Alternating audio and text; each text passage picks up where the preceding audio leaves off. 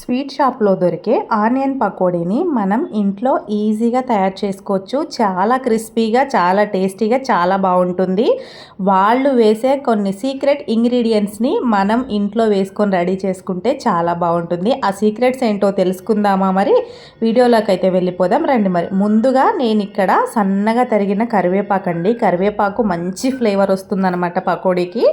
చిన్న చిన్నగా కట్ చేసుకున్న పచ్చిమిరపకాయ ముక్కలు, ఉల్లిపాయ ముక్కల్ని ఇలా కట్ చేశాను. అసలు వీటిని ఎలా కట్ చేయాలని చూపిస్తా. 1 స్పూన్ ధనియాల పొడి, అలాగే వరిపిండి, బియ్యం పిండి అని కూడా అంటాం కదా, శనగపిండి అండి. ఇప్పుడు ఈ ఉల్లిపాయల్ని ఎలా కట్ చేయాలో ఈ వీడియోలో నేను మీకు చూపిస్తాను.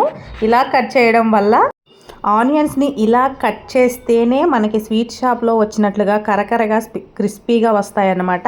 దాని సీక్రెట్ని ఇప్పుడు నేను మీకు ఇక్కడ రివీల్ చేస్తున్నాను. చూడండి, ఇలాగ మనకి ఆనియన్ స్లైసర్ ఉంటుంది కదా, దీంతో కట్ చేసినట్లయితే ఆనియన్స్ మనం పకోడీ వేసుకున్న తర్వాత క్రిస్పీగా ఉంటాయి. అన్నీ ఒకటే సైజులోని కట్ అవుతాయి, చాలా పలుచుగా ఉంటాయి. చాకుతో కానీ కత్తిపీటతో కానీ అస్సలు కట్ చేయకండి. ఇలా కట్ చేయండి, తొందరగా అయిపోతుంది. అన్నీ ఒకటే సైజులో వస్తాయి. మనం పకోడీ వేసినప్పుడు సన్నగా లేయర్స్ లాగా ఉండి మంచి క్రిస్పీగా కూడా వస్తాయన్నమాట. ఇది ఒక సీక్రెట్ అండి, వాళ్ళు ఇలాగే చేస్తారు సేమ్. మనం కూడా ఇలాగే చేసినట్లయితే ఆనియన్స్ అనేది బాగా ఫ్రై అవుతాయి అన్నమాట. నేను మొత్తాన్ని ఇలాగే కట్ చేసుకున్నాను.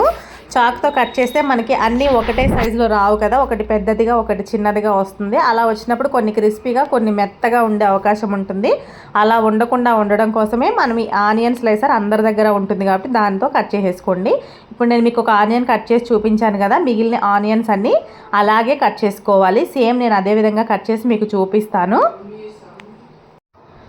నేను అన్నిటినీ ఇలాగే కట్ చేశాను. చూడండి, అన్నీ ఒకే రకంగా ఒకే సైజులో వస్తాయన్నమాట ఇలా కట్ చేయటం వల్ల. అలాగే బాగా క్రిస్పీగా కూడా ఉంటాయి. వీటన్నిటిని బాగా కలపాలి కాదు, పిసకాలి. పిసికితేనే ఇందులో ఉన్న వాటర్ అంతే బయటికి వెళ్తుందన్నమాట. మనం ఇక్కడ ఒక్క చుక్క కూడా నీళ్లు వేసుకోకుండా మనం పకోడీ వేయబోతున్నాం కాబట్టి ఈ ఆనియన్స్ని ఎంత బాగా నలిపితే అంత బాగా ఆనియన్స్లో ఉన్న లిక్విడ్ అనేది, వాటర్ అనేది బయటకు వస్తుంది కదా, అప్పుడే మనం ఈ పిండిని కలుపుకోగలుగుతాం అన్నమాట. అందుకే ముందుగా ఆనియన్స్ని కట్ చేసిన తర్వాత ఇలా బాగా నలపండి. ఇలా నలపడం వల్ల వాటర్ అనేది వస్తుంది. ఈ చెమ్మతోనే మనం పిండి అవన్నీ కలుపుకుంటాం అనమాట. ఎంత గట్టిగా పిసికితే అంత బాగా వాటర్ అనేది బయటకు వెళ్తుంది అనమాట. దానివల్లే మనం పిండిని బాగా కలపగలుగుతాము. వీడియోలో చూపించిన విధంగా బాగా కలపండి. నేను ఎప్పుడు ఇలాగే చేస్తాను, చాలా బాగుంటాయి. అది కూడా తక్కువ. మనకి బయట కొనుక్కోవాలంటే స్వీట్ షాప్లో వచ్చేసి కేజీ 200, 300 పడుతుంది అనమాట పకోడీ వచ్చేసి. అదే మనం ఇంట్లో తయారు చేసుకుంటే ఒక 100 రూపీస్ పెడితే మనకి 1 కేజీ పకోడీ అయితే వచ్చేస్తుంది. 1.5 కేజీ అలా వస్తుందన్నమాట. నేను కరెక్ట్గా అయితే చెప్పలేను కానీ ఎస్టిమేషన్ కొంచెం అటు ఇటుగా చెప్పగలుగుతాను అనమాట. ఇలా చేశారంటే కంపల్సరీ మీరు కూడా ప్రతిసారి పకోడీ వేసుకునే తింటారు. అంత టేస్టీగా అంత బాగుంటుందన్నమాట. చూడండి, బాగా కలపాలి.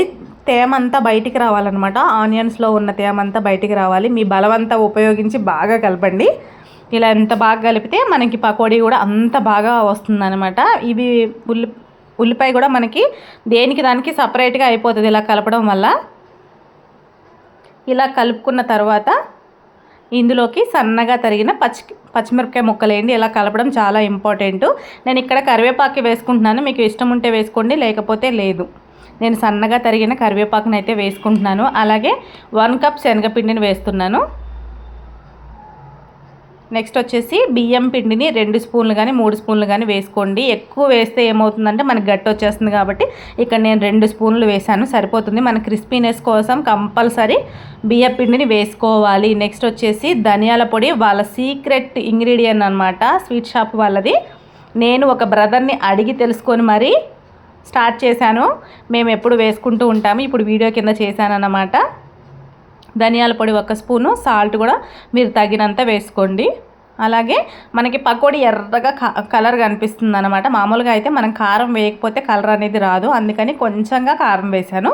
కలర్ కోసం మాత్రమే. మనం పచ్చిమిర్చి వేసుకుంటాం కాబట్టి మీకు ఎక్కువ కలర్ కావాలంటే కొంచెం ఎక్కువ కారాన్ని వేసుకోండి.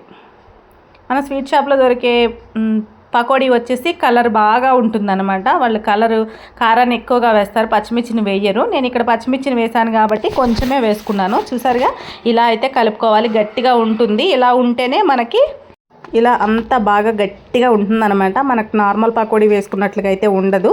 ఇది కొంచెం కలిపే దాంట్లోనే ఇబ్బంది అవుతుంది, కానీ మిగిలినంతా చాలా ఈజీ అన్నమాట.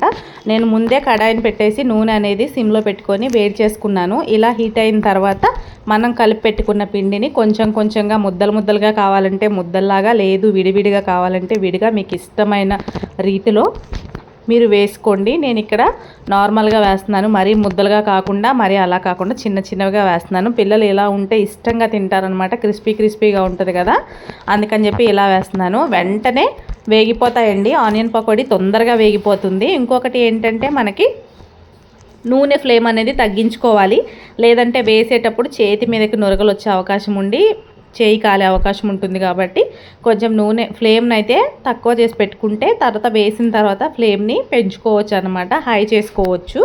ఇలా బాగా వేగిన తర్వాత ఒక పక్క నుంచి మరో పక్కకి వేయించుకుంటూ మంచిగా అన్నీ ఒకే కలర్ వచ్చే విధంగా బాగా వేయించుకోండి. చూడండి ఎంత మంచి కలర్ వచ్చాయో, ఎంత క్రిస్పీగా ఉన్నాయో, చాలా అంటే చాలా బాగున్నాయి. చూస్తుంటే నోరు ఊరిపోతుంది నాకు, తినాలి అనిపించేలాగా. ఎవరండి పకోడీని కాదనేది, అసలు ఎవరు వద్దంటారు చెప్పండి ఇంత క్రిస్పీగా ఉన్న పకోడీని.